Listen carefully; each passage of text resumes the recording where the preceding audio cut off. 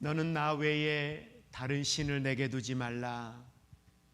주님은 우리에게 십계명을 주시면서 우리들이 하나님과의 관계를 어떻게 가지고 가야 할 것인지 구체적으로 성경은 말씀을 하고 있습니다. 하나님을 중심에 두며 사는 신앙, 늘 우리의 삶은 우리의 실제의 삶의 현장에서 하나님을 중심에 두며 살아가기 위해 2026년이 한 해를 시작하면서 우리들의 삶을 말씀 위에 세워나가자고 함께 결단하고 함께 그렇게 10주간에 걸쳐 말씀을 함께 보고 있습니다. 어떻게 하면 하나님을 중심에 두는 신앙의 삶을 살 수 있을까? 어떻게 하면 나 외에 다른 신을 내게 두지 아니하고 하나님만이 나의 하나님 되심을 드러내며 살 수 있을까?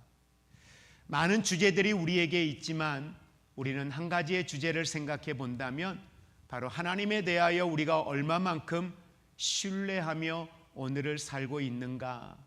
하나님을 신뢰하는 우리의 신앙이 삶으로 나타나는 모습이 되지 않겠나 생각을 해봅니다. 특별히 오늘 본문 속에 기록되어져 있는 시편의 말씀은 하나님을 우리의 신앙의 중심에 두고 살아간다면 그분은 나의 목자가 되심에 대하여 오늘 시편 기자는 우리에게 자신의 신앙을 고백하고 있습니다. 우리는 시편 23편을 묵상할 때마다 위로를 얻기도 하고 힘을 얻기도 합니다. 그리고 우리의 삶의 현장에 막연함이 아닌 구체적으로 하나님이 우리의 인생 가운데 어떻게 우리의 인생을 도우실까, 어떻게 우리의 삶에 함께 하실까에 대하여 기대와 소망을 갖기도 합니다. 그러다 보니 시편 23편은 많은 성도들에게 위로와 소망을 주는 시이기도 합니다. 그런데 여러분, 이 시편 기자의 삶의 내용을 우리가 조금 안다면 우리는 좀 더 다른 관점에서 이 말씀을 보게 될 것 같습니다. 오늘 한 사람의 인생을 통해서 하나님이 누구이신지를 가장 깊이 경험하고 그 경험 가운데에 나타나는 하나님에 대하여 자신의 신앙을 고백하고 있는 시가 바로 시편 23편의 고백입니다. 오늘 시편 23편의 이 말씀의 내용, 특별히 오늘 우리가 보고 있는 1절에서 3절의 이 말씀은 목자 되신 하나님이 우리의 삶에 어떤 방식으로 역사하고 있는지에 대하여 구체적으로 시편 기자는 우리에게 설명을 하고 있습니다. 오늘 이 시편 23편은 우리가 잘 알고 있는 것처럼 다윗의 시입니다. 그는 왕이었습니다. 그러나 왕이었지만 그는 목동이었습니다. 양을 치는 목동으로 그의 인생이 가장 먼저 성경에 소개되어져 있습니다. 우리가 잘 아는 것처럼 목동으로서의 다윗의 삶을 먼저 우리가 생각해 보면 목동은 양이 얼마나 연약한 존재인지를 누구보다 잘 알고 있습니다. 그리고 얼마나 양이 쉽게 길을 잃어버리는지도 잘 알고 있습니다. 그리고 목자는 양이 얼마나 보호가 필요한 존재인가에 대하여서도 잘 알고 있습니다. 누구보다도 양의 생리를 잘 알고 있는 다윗이었기에 그는 하나님과 자신의 관계를 이야기할 때에 목자와 양의 관계로 하나님에 대하여 이야기를 시작합니다. 그리고 이 시편 23편의 고백은 그가 평안한 가운데에 아무 문제 없이 살고 있는 삶의 자리의 고백이 아니었습니다. 들판에서 좋은 햇볕에 한적한 곳에서 평안한 들판에서 노래하는 노래가 아니라는 사실입니다. 우리가 잘 아는 것처럼 다윗의 인생은 파란만장한 인생을 살았습니다. 사울에게 쫓김을 당하여 죽을 고비를 수없이 넘겼습니다. 억울했습니다. 화도 가득했을 겁니다. 분노도 있었을 겁니다. 그리고 그는 전쟁의 위험 속에 살아왔습니다. 수많은 전쟁을 겪으며 그는 살아왔습니다. 그 전쟁으로 인하여 오해를 사기도 했습니다. 그러나 그 전쟁으로 인하여 때로는 영광을 얻기도 했습니다. 가정 안에 비극 또한 피하지 못했습니다. 자신의 아들에게 반역을 당하는 일도 있었고요. 자신의 사랑하는 아들이 태어나 얼마 되지 않아 죽음을 맞이해야만 되는 아픔도 겪어야 했습니다. 이처럼 그는 누구보다도 극과 극의 인생을 살아왔던, 아니 자기 자신의 죄로 인하여서 또한 하나님 앞에 큰 책망을 들어야만 했던 연약한 인간의 모습 또한 다윗의 인생 가운데에 기록되어져 있습니다. 그러고 보면 이 시편 23편의 내용은 문제없는 한 사람의 인생, 누군가에게 들어서 하나님에 대하여 기록하고 있는 기록의 내용이 아니라는 거죠. 누구보다 인생의 고난의 여정을 겪어왔던 다윗, 그는 자신의 인생의 수많은 문제를 통과하고 난 이후에 터널의 끝을 지나 광명한 빛의 자리에 나아갔을 때에 그 터널을 지나왔던 자신의 인생을 돌아보며 하나님과의 관계에 대하여 고백하고 있는 자신의 신앙의 고백, 그게 바로 시편 23편의 내용입니다. 그러니 이 시편 23편은 감상적인 문장이 아니라 어찌 보면 신앙의 선언입니다. 그는 먼저 자신의 시편 가운데에 이렇게 1절을 고백합니다. 우리 같이 한번 합독합니다. 여호와는 나의 목자시니 내게 부족함이 없으리로다. 아멘. 다윗은 목자에 대하여 이야기를 합니다. 그리고 그 목자로 인하여 부족함이 없음에 대하여 이야기를 합니다. 그런데요, 다윗의 시편 가운데에 매우 중요한 내용 가운데 하나는 그 목자가 누구냐라는 거예요. 목자가 하는 역할, 목자로 인하여서 양들이 누릴 수 있는 축복, 분명히 다윗은 잘 알고 있습니다. 아니, 자기 자신도 목자의 삶을 살아왔던 사람입니다.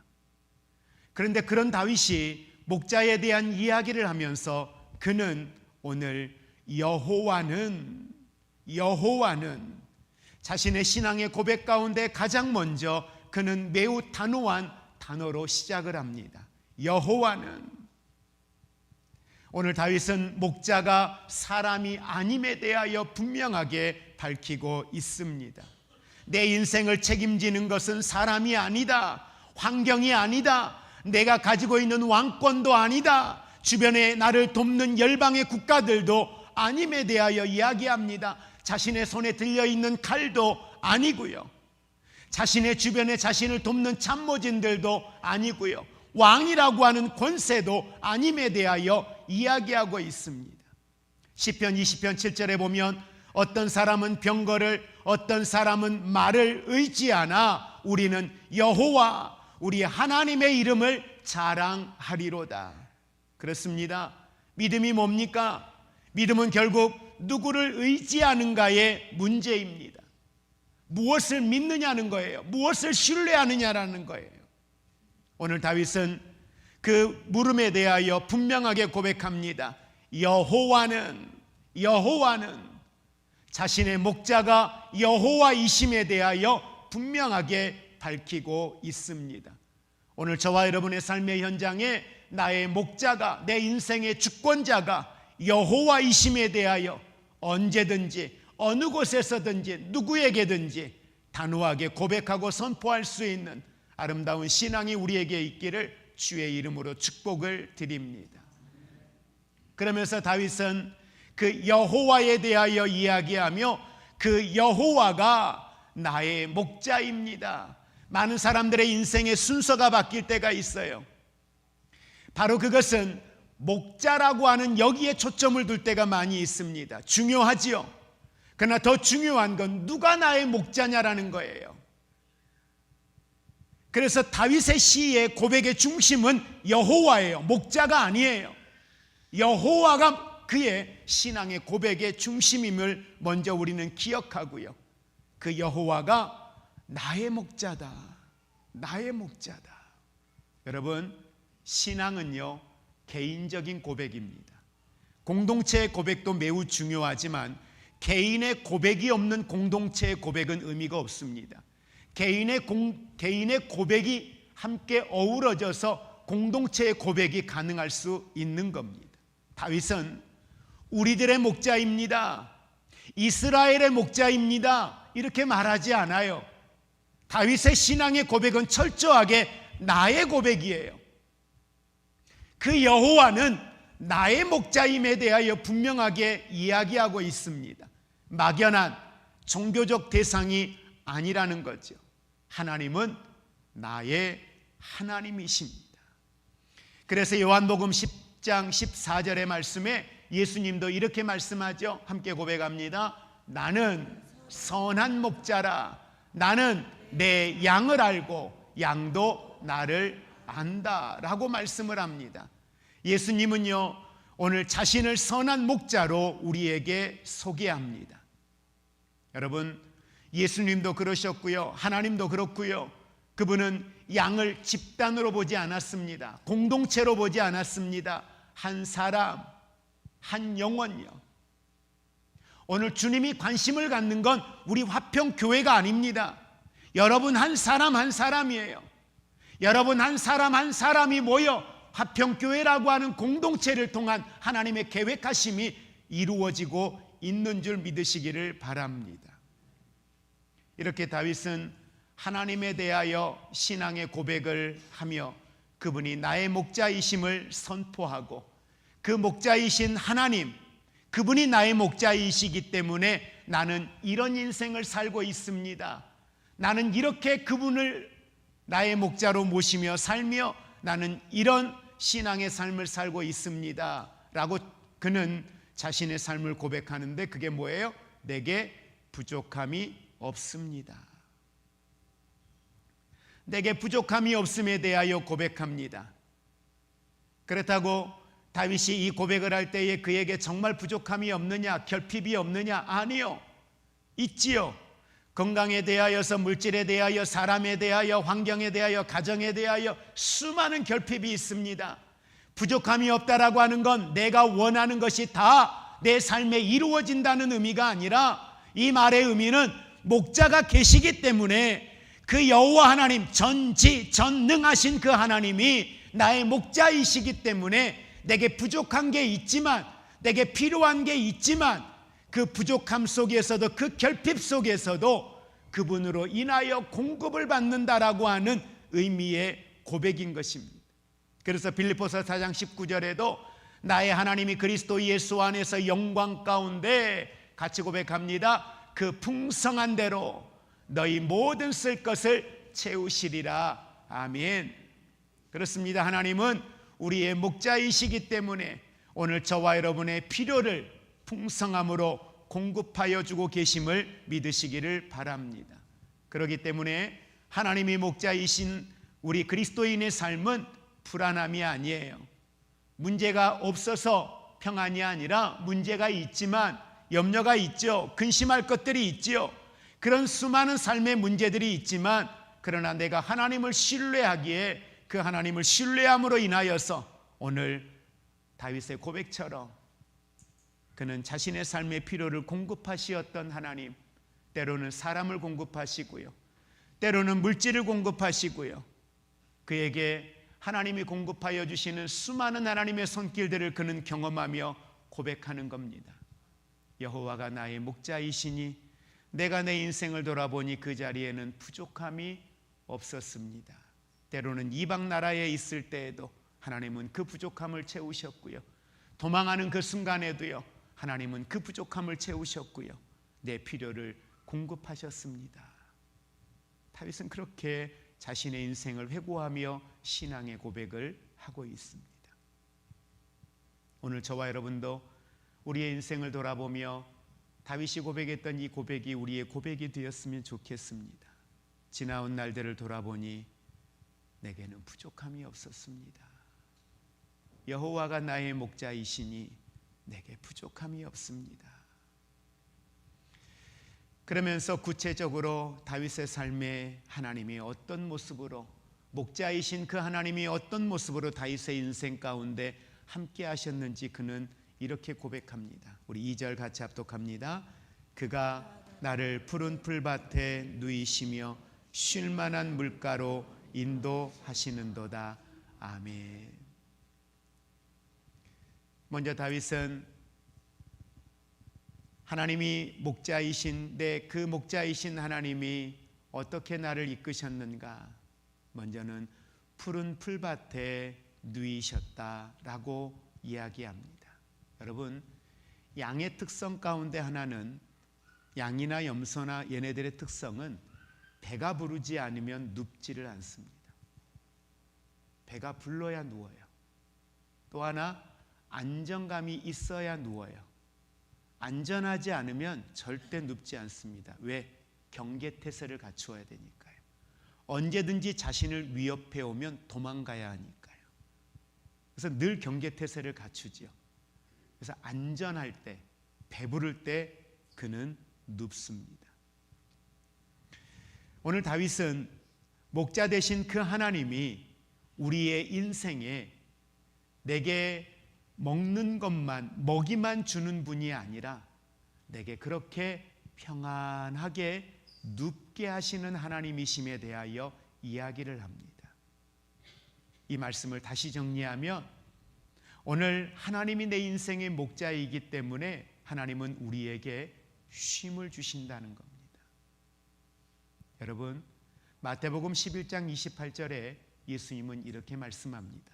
수고하고 무거운 짐진 자들아, 다 내게로 오라. 내가 너희를 쉬게 하리라고 말씀을 하고 있습니다. 무거운 짐을 지고 있어요. 주님은 그 무거운 짐을 벗겨주겠다고 말씀하지 않아요. 그 무거운 짐 없애줄게 라고 말씀하지 않아요. 비록 내가 그 무거운 짐을 지고 있지만, 비록 내가 어렵고 힘든 그 환경 속에 있지만 그건 내려놓고 와라 라고 말하지 않아요. 그 모습 그대로 오라는 거예요. 근데 주 안에 있으면, 그분이 내 인생의 목자가 되면, 그분 안에 내가 머물면 그 안에는 참된 쉼이 있음을 우리에게 이야기합니다. 오늘 많은 믿음의 사람들, 아니 믿지 아니하는 사람들도요, 이 쉼을 잃어버리고 살고 있습니다. 많은 이들은 휴가를 통하여 몸의 쉼을 찾습니다. 그런데 몸은 쉬어도 마음은 쉬지 못하는 걸 봅니다. 잠자리에 누워서도 불안합니다. 휴가를 떠나는 그 자리에서도 걱정하고요, 기도하는 중에도 염려를 놓지 못합니다. 어찌 보면 우리의 인생은 이와 같은 삶의 연속이 아닌가 생각합니다. 그런데 하나님은 그런 불안한 우리의 영혼을 쉬게 하시겠다는 거예요. 그리고 다윗은 그 아두람 굴에 누워 있을 때에도, 그 쫓김을 당하는 그 순간에도 여호와가 나의 목자이시니 나는 그 가운데 안전하다, 그 가운데 쉼이 있었음에 대하여 그는 고백하고 있습니다. 혼란한 시대, 내일에 대하여 불투명한 시대, 오늘을 살기가 버거운 그 삶의 현장 가운데 있는 저와 여러분의 삶의 자리, 그러나 예수 그리스도 안에 참된 쉼이 있음에 대한 이 고백이 오늘 저와 여러분의 고백이 되어지기를 주의 이름으로 축복을 드립니다. 그리고 오늘 다윗은 이렇게 푸른 풀밭에 누이실 뿐만 아니라 쉴 만한 물가로 인도하시는 하나님에 대하여 이야기를 합니다. 전에 한번 교회에서 특별 새벽 기도회를 하면서 시편 23편을 가지고 강해 설교를 한번 한 적이 있습니다. 그때에도 이 쉴 만한 물가에 대한 내용을 중심에 두고 이야기를 했던 것 같아요. 그런데 이번 설교를 준비하면서 저에게 좀 더 와닿았던 메시지는 그 쉴 만한 물가, 푸른 풀밭이 아니었어요. 그건 인도함이었습니다. 여러분, 오늘 이 시편 23편 2절 말씀, 푸른 풀밭에 누이시며 쉴만한 물가, 우리는 여기에 집중을 해요. 그런데 중요한 건 이 자리로 목자는 뭐 하신다는 거예요? 우리를 인도하신다는 거예요. 그 자리에 있게 하시는 분이 누구냐라는 거예요. 그건 나의 발걸음이 아니라는 거예요. 내 의지가 아니라는 거예요. 나의 선택이 아니라는 거예요. 그 자리로 인도하시는 분이 계신다는 거죠. 그분이 누구예요? 여호와 하나님이시라고 이야기합니다. 양은요, 스스로 물가를 찾지 못합니다. 양은요, 방향 감각이 약하여서 쉽게 길을 잃어버립니다. 목자의 역할은 먹이는 것만이 아니에요. 목자의 진짜 역할은 그 먹이는 자리까지 뭐 하는 거예요? 인도하시는 거예요. 양은요, 자기가 다 보고 있다고 생각해요. 자기가 걸으니 자기가 할 수 있다고 생각해요. 그래서 눈에 보이는 걸 따라서 본인이 들었던 정보를 가지고 그게 최선이라고 생각을 해요. 그래서 그 길을 걸어가요. 근데 여러분 그거 아세요? 양은 주변에 어떠한 문제가 있는지를 몰라요. 양은 주변에 어떠한 어려움이 있는지를 몰라요. 주변에 어떤 들짐승들이 그걸 지키고 있는지, 기다리고 있는지 몰라요. 우리의 인생이 그렇잖아요. 눈에 보이는 걸 쫓아서 사람들의 정보에 따라서, 환경에 따라서, 형편에 따라서 그게 전부인 줄 알고 달려가요. 여러분, 사탄도 우리를 쉴만한 물가로 인도한다고 이야기해요. 사탄도 우리를 푸른 초장으로 인도한다고 이야기해요. 그리고 실제 들어가 보면 푸른 초장이에요. 실제 들어가 보면 쉴만한 물가예요. 그런데 가서 보니 그 자리가 어디예요? 토살장이더라는 거예요.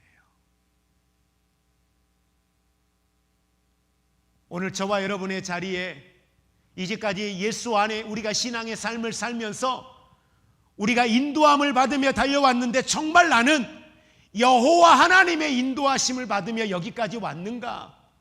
오늘 예배를 드리고 있지만 정말 하나님의 말씀에 성령의 인도함을 따라 오늘을 살아가고 있는지 우리 자신들을 점검해 볼 수 있기를 원합니다.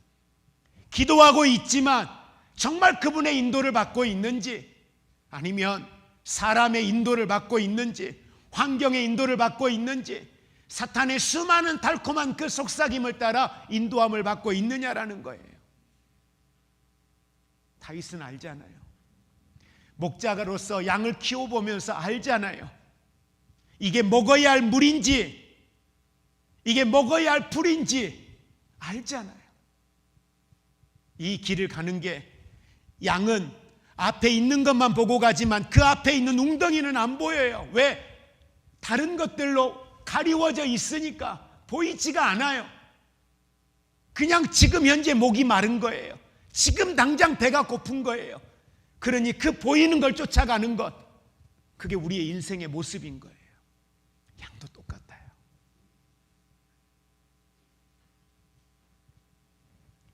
제 어렸을 때 이야기를 여러분 말씀드려서 아실 거예요. 양이나 염소나 습성이 똑같거든요. 제가 초등학교를 다닐 때 아버님이 시켜서 염소를 들녘에 매러 나가요. 그런데 제 힘으로는 감당할 수 없는 크기의 염소들이 있어요. 4월이 되고 5월이 되면 벼들을 씨앗 뿌려서 이제 벼들을 심고 나면은 벼들이 새싹이 돋아오르잖아요. 그럼 뭐 해요? 5월 말 정도 되면은 농약들을 뿌려요. 농약 뿌려 놓은 풀을, 이 벼를 먹는 염소는 거품을 물고 죽어요. 그런데 기어코 먹겠다는 거예요. 고삐를 끌어 당겨요. 제가 당기는데 제 힘으로 감당이 안 돼. 기어코 가서 저거 먹겠다는 거예요. 근데 먹으면 안 돼. 그런데 기어코 먹어요. 그리고 탈이 나요. 근데 이제 크고 나니까, 고등학생이 되고 크고 나니까 어때요? 아무리 당겨도, 버팅겨도 끌고 오죠. 힘으로 끌고 오죠. 왜? 둘이 힘겨루게 하는 거예요. 먹으면 안 되니까. 좀 더 가자. 요거 다리 건너서 저 논뚝가루에서 조금만 올라가면 더 좋은 거 있으니까, 먹어도 탈나지 않는 것 있으니까 가자 해도 기어코 그거 먹겠다고 버틴겨요. 그럼 어때요? 강제로 끌고 가요. 목에 메어 놓은 그 줄 강제로 끌고 가서 그곳까지 데리고 가는 거예요. 그 역할이 누구의 역할이에요? 목자의 역할이란 말이에요. 여러분, 오늘 주님은 저와 여러분을 그렇게 인도하고 계심을 믿으시기를 바랍니다. 그래서 우리는 우리 자신을 한번 돌아보아야 돼요. 나는 누구의 인도함을 받고 있느냐는 거예요. 세상의 원리 너무 우리 안에 바삭해요. 미래를 위한 나의 준비 필요하죠. 근데 나는 지금 누구의 인도를 받고 있는가? 잠언 3장 5절 6절에 우리에게 매우 중요한, 성경은 우리에게 중요한 내용을 이야기하죠. 너는 마음을 다하여 여호와를 신뢰하라. 뭘 다하여? 하나님을 신뢰하는데 마음을 다하여, 힘을 다하여, 힘써서 하나님을 신뢰하라는 거예요. 그리고 내 명철 의지하지 마라. 눈에 보이는 것 쫓아가지 마라. 사람들에게 들은 이야기에 그거 쫓아가지 마라. 그리고 6절은 뭐라고 이야기합니까? 너는 범사에 그를 인정하라. 인정하라는 건 뭐예요? 그분을 신뢰한 만큼 너는 그분의 말씀을 따르라는 거예요. 주님의 생각을 여쭤보라는 거예요. 주님이 원하시는 게 무엇인지 여쭤보라는 거예요. 해야 되는지 말아야 되는지 여쭤보라는 거예요. 하나님이 무슨 생각을 가지고 계시는지 여쭤보라는 거예요. 근데 여러분, 그 단계까지 가기 전에 이미 우리는 알아요. 성령은 우리 마음에, 이 양심에, 이 마음에 이미 우리에게 말씀하셔서 알아요. 해야 되는지 안 해야 되는지 알아요. 먹어야 되는지 먹지 말아야 되는지 알아요. 가야 되는지 가지 말아야 되는지 안단 말이에요. 그렇게 성령은 우리를 인도하셔요.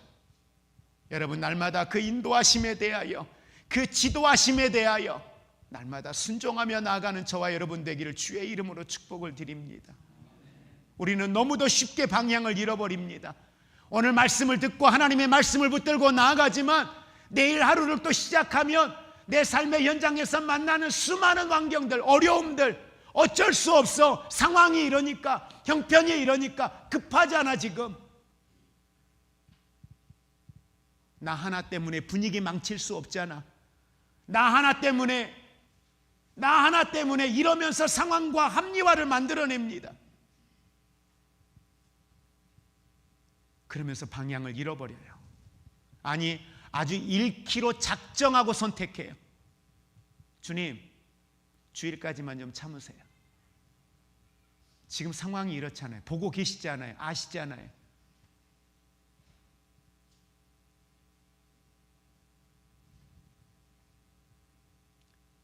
그런데 그런 가운데에도 하나님은 그런 내게 찾아오셔서 나를 그 쉴만한 물가로 오늘 인도하고 계심을 믿으시기 바랍니다. 그리고 그 자리에 인도하심에 네, 주님 그럴게요. 그런 아름다운 순종의 결단이 있기를 원합니다. 단순한 환경의 변화가 아니라 여기에서 말하는 쉼은 우리의 영혼의 평안으로 인도하고 계심을 믿으시기 바랍니다. 그래서 주의 말씀에 순종한다라고 하는 건 삶을 통한 결단도 있지만 그 순종의 순간 결국은 뭐예요? 그분을 인정하는 거잖아요. 그분을 인정한다라고 하는 건 그분이 나의 주권자가 되시는 거예요. 그러니 내 영혼이 당연히 그 안에는 쉼이 있을 수밖에 없어요. 환경은 변하지 않을 수 있어요. 환경은 갈등이 그대로 남아있을 수 있어요. 근데 그 갈등보다 뭐가 더 커요? 내가 그분을 인정함으로 인해서 내 안에 누리는 그 평안이 더 커요. 그래서 갈등을 뭐가 이겨요? 그 주 안에 누리는 그 평안이 이겨요. 갈등은 그대로지만 그 평안으로 인해서 우리는 이기게 되더라는 거예요. 감당하게 되더라는 거예요.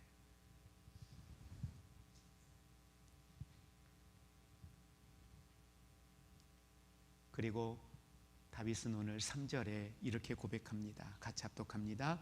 내 영혼을 소생시키시고 자기 이름을 위하여 의의 길로 인도하시는도다. 내 영혼을 소생시키시고. 여러분, 우리의 문제는 대체적으로 드러나 있는 환경, 겉에 드러나 있는 어떠한 것들을 문제로 생각할 때가 많습니다. 그래서 많은 사람들은 환경만 바뀌면, 직장만 해결되면, 가족의 이 문제만 해결되면, 건강만 해결되면, 그러면 다 될 거라고 생각해요. 이번에 이 돈 문제, 이것만 해결되면 다 될 거라고 생각해요. 근데 한번 여쭤봅시다. 그 돈 문제 해결되고 나니까 다 해결되던가요? 그 관계 해결되고 나니까 다 해결되던가요? 아니요. 사람의 가장 깊은 문제는 영혼의 피곤함이에요. 환경 바뀌어서 해결되는 것 아닙니다. 우리의 영혼의 상태입니다. 그래서 시편 기자는 시편 42편 5절에 이렇게 고백해요. 내 영혼아, 내가 어찌하여 낙심하며 어찌하여 내 속에서 불안해하는가. 이건 오늘 이 시편 기자의 이야기가 국한되어 있는 것이 아닙니다. 우리는 우리의 영혼을 보지 않아요. 드러나 있는 육체의 문제, 환경의 문제, 삶의 문제만 봐요. 그러나 여러분, 그 속에 여러분의 영혼을 들여다보시기 바랍니다. 여러분의 영혼의 상태가 어떠한지를 한번 들여다보시기 바랍니다. 말씀을 읽어도 그 말씀이 내 마음에 와닿지 않고, 찬양을 해도 노래에 불과하고 내 영혼이 움직이지 않고, 죄를 범하였는데 죄에 대하여 둔감하여 죄에 대하여 깨달지 못하고 회개의 마음이 내 안에 없고, 은혜에 대하여 죄에 대하여 어느 순간 내 눈물이 메말라 있는 내 모습들, 하나님의 사랑에 대해서는 무감각해져 있는 내 모습들, 그냥 내 앞에 있는 이 환경의 문제들 때문에 믿지 않는 사람들과 다름없이 그냥 환경에 찌들려 짓눌려 있는 내 삶의 모습들, 자녀 키우며 힘들어서, 물질 문제 힘들어서, 건강 문제 힘들어서 거기에 집중해서 다 잃어버리고 지쳐있는 내 모습. 여러분의 영혼은 안녕하십니까? 여러분 자신에게, 아니 여러분 스스로 여러분의 영혼이 어떠한지를 들여다볼 수 있기를 원합니다. 그런 우리의 영혼에 오늘 다윗은 여호와가 나의 목자이시니 내 영혼을 소생시키시고. 여러분, 예수 그리스도 안에 오늘 저와 여러분이 새롭게 회복되어지는 사는 역사가 있기를 주의 이름으로 축복을 드립니다. 영혼의 부자 되시기를 주의 이름으로 축복을 드립니다. 그리고 매우 중요한 이야기를 오늘 다윗은 3절에 고백을 합니다. 내 영혼을 소생시키시고 그 다음에 어떻게 하셔요? 나를 의의 길로 인도하신대요. 그런데 그 의의 길로 인도하시는 이유가 있대요. 앞에 뭐라고 해요? 자기 이름을 위하여. 하나님은 우리의 길을 우리가 원하는 대로 이끄시는 분이 아니에요. 내가 원하는 대로 이끌면 우리 죽어요. 내가 보이는 대로 주님 나 인도해 주세요. 내가 생각하는 대로 나 좀 인도해 주세요. 내가 보고 있는 저 방향으로 하나님 나 좀 인도해 주세요. 그것 좀 채워주세요 라고 하면 여러분 죽어요. 그대로 내버려 두어도 죽어요. 그런데 다윗이 깨달은 게 있어요. 나를 그분이 의의 길로 인도하시는데 무엇을 위하여? 자기 이름을 위하여, 나 잘되게 하기 위해서가 아니라 자기 이름을 위하여라고 이야기하고 있어요. 다시 말하면 하나님은 우리의 길을 우리가 원하는 대로가 아니라 자기 이름을 위하여, 하나님 영광을 위하여 인도하신다는 거예요. 그러니 내 인생을 인도하실 때에 하나님의 중심은 분명해요. 그건 하나님의 영광과 관계가 있어야 돼요. 하나님의 성품과 관계가 있어야 돼요. 하나님의 속성과 관계가 있어야 돼요. 하나님의 성품을 떠난 하나님의 인도는 없습니다. 하나님의 언약을 떠난 하나님의 인도도 없습니다. 하나님의 약속을 떠나 우리를 인도하지도 않습니다. 그렇기 때문에 우리가 잊지 말아야 할 중요한 게 있습니다. 함께 고백할까요? 우리가 원하지 않는 길도 가야 합니다. 왜요? 자기 이름을 위하여, 목자 되신 그분이 자기 이름을 위하여 나를 인도하기 때문에.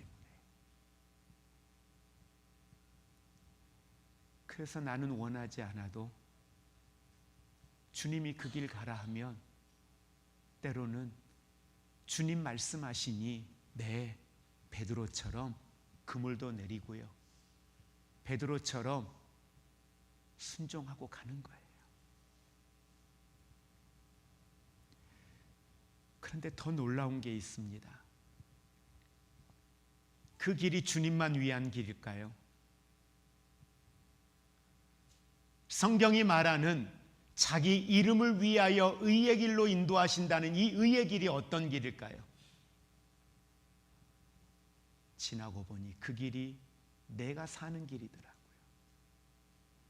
지나고 보니 그 길이 내게 가장 합당한 길이더라고요.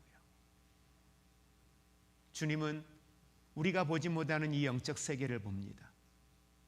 우리는 눈에 보이는 걸 쫓지만 하나님은 우리를 하나님이 보시는 관점에서 이 세대를 알기에 선한 길, 그게 우리가 사는 길, 그게 우리에게 생명의 길, 그게 바로 우리에게 축복의 길인 걸 아시기 때문에 그 의의 길, 그분의 이름을 위하여 인도하시는 그 길이 지나고 보니 내게 최상의 길이더라는 거예요.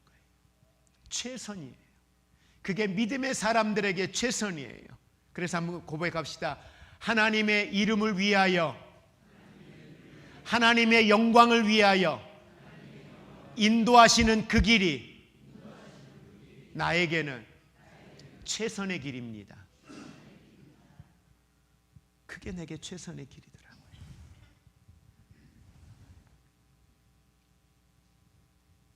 하나님의 인도하심은 즉흥적이지 않습니다.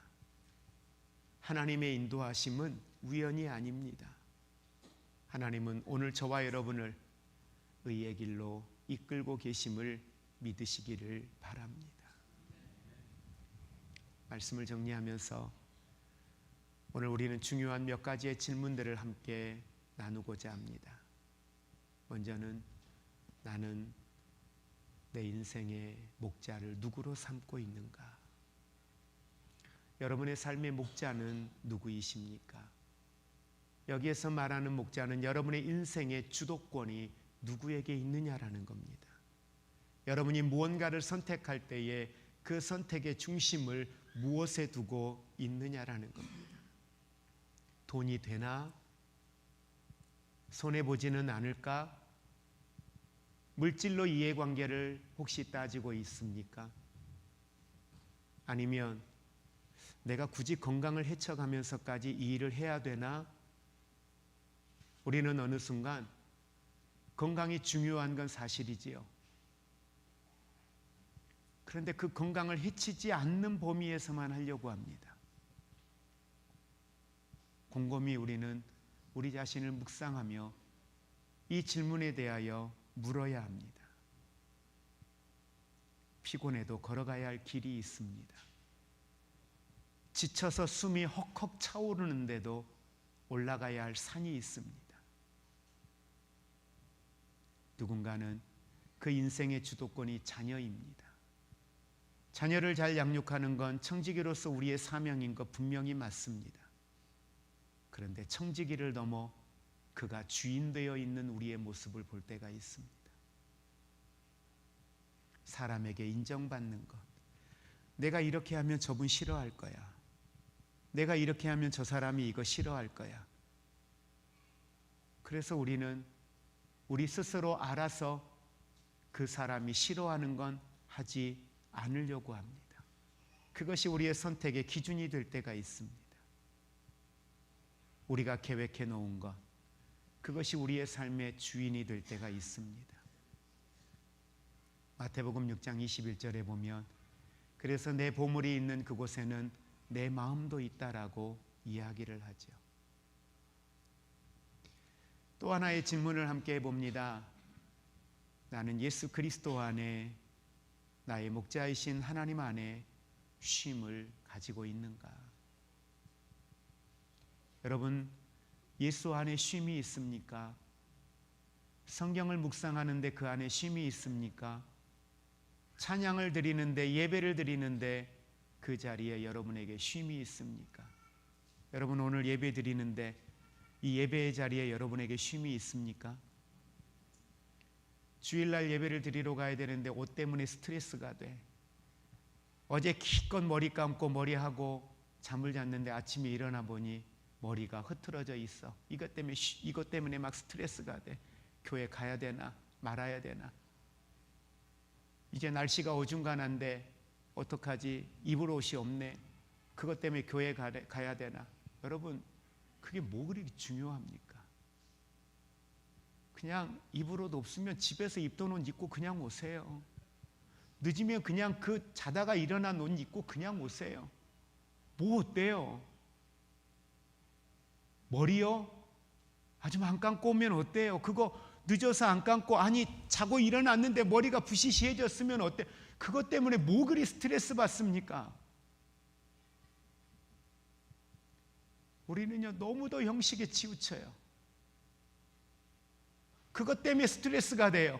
예배를 드리는 우리의 자리가 쉼의 자리이고, 예배를 드리는 이 자리가 우리에게 안식의 자리이고, 하나님 앞에 공동체가 모여서 예배를 드리는 이 시간이 우리에게 기쁨이요 감사여야 되는데, 옷 때문에요, 머리 때문에요, 상황 때문에요, 환경 때문에요, 그게 온통 스트레스가 돼 있어요. 아니, 그분 보려고 교회 오는 것도 아니고요, 사람들에게 나 옷 잘 입는 거 보이려고 오는 것도 아니고요. 뭐 그리 그게 중요합니까?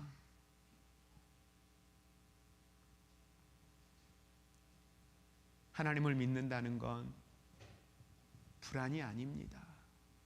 그 안에는 평안입니다. 그 안에는 기쁨입니다. 우리의 신앙생활이 너무 긴장되어져 있는 모습을 많이 봅니다. 왜 그렇게 긴장해야 됩니까? 악한 영들과의 싸움 때문에 경계하는 건 필요하겠지요. 그러나 경계와 긴장은 달라요. 주 안에서도 긴장을 해요. 말 한마디 하면서도 사람들이 어떻게 들을까, 실수하지 않을까, 이것 때문에 온통 긴장을 해요. 사람들이 나를 어떻게 볼까, 이것 때문에 온통 긴장을 해요. 교회가, 우리 예수 믿는 신앙의 공동체가 여러분 그렇게 긴장하는 관계가 되지 않았으면 좋겠습니다. 며느리는 시댁 가서 편안하게 발 못 뻗더라고요. 근데 딸은 친정 가면 어때요?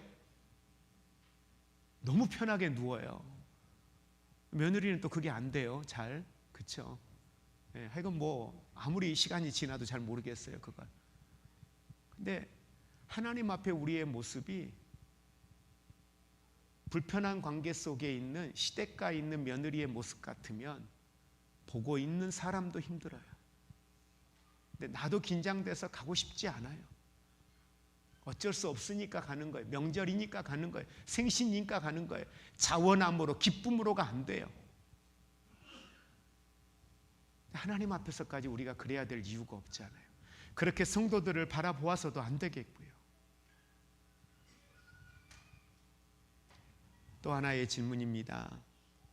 나는 그 의의 길로 인도하심을, 주님이 나를 의의 길로 인도하시는데 나는 그 인도하심에 대해서 얼마만큼 신뢰하고 있느냐는 거예요. 여러분, 하나님 얼마나 신뢰하세요? 우리의 목자 되신 그분 얼마만큼 여러분 신뢰하십니까? 언제든지 가자 하면 갈 수 있고, 그냥 여기도 좋은데 굳이 저 산을 넘자고 인도하면 그 산을 넘어가고, 굳이 여기 괜찮은데 저 강 지금 건너가자고 하면 가다가 내가 저 물살에 휩쓸려서 떠내려갈 수도 있을 것 같은데 굳이 주인이 저기 지나가재요. 가자고 하면 여러분 믿고 갈 수 있는 그분 그렇게 신뢰하십니까? 얼마만큼 신뢰하세요? 100으로 놓고 보면 몇 프로 정도 여러분 주님 신뢰하세요?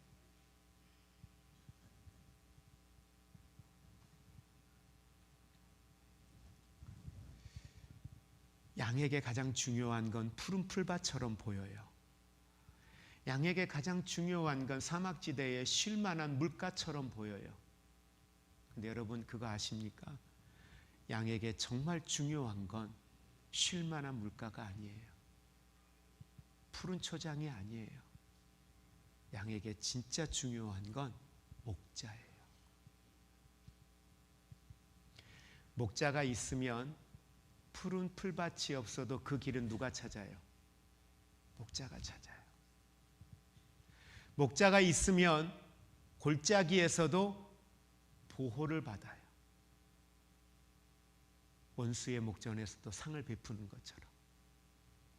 그런데 목자를 잃으면 풀밭에 있어도 물가에 있어도 경계태세를 해야 돼요.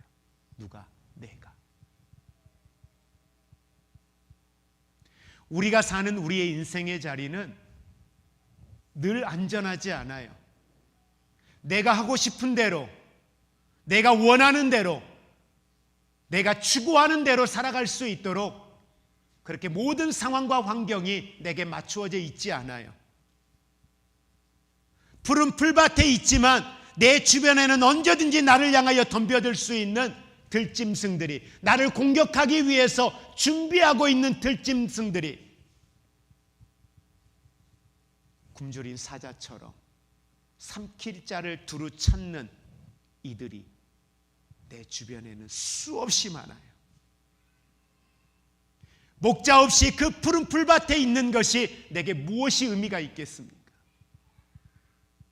쉴만한 물가에 있어도 만족이 없습니다. 다윗은 그가 살아왔던 인생을 통해 경험했던 거예요. 그리고 고백합니다. 이렇게요. 여호와는 나의 목자시니 내게 부족함이 없습니다. 기도하겠습니다. 우리의 중심을 다시 세워가기 원합니다. 하나님이 나의 목자이시고 그 하나님의 인도하심을 따라 평안과 회복의 길을 걷는 우리의 인생이 되기를 원합니다. 그래서 이 시간 우리 기도할 때 하나님 나의 목자이십니다. 나의 목자 되신 주님, 이 시간 내가 주님만을 온전히 의지합니다.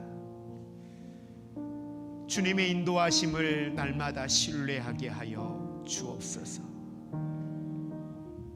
사랑하는 성도들, 푸른 풀밭에 누이시고 쉴만한 물가로 인도하시고 내 영혼을 소생시켜 주시어서 날마다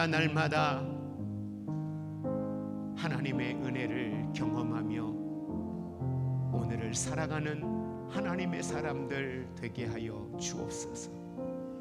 하나님 구합니다.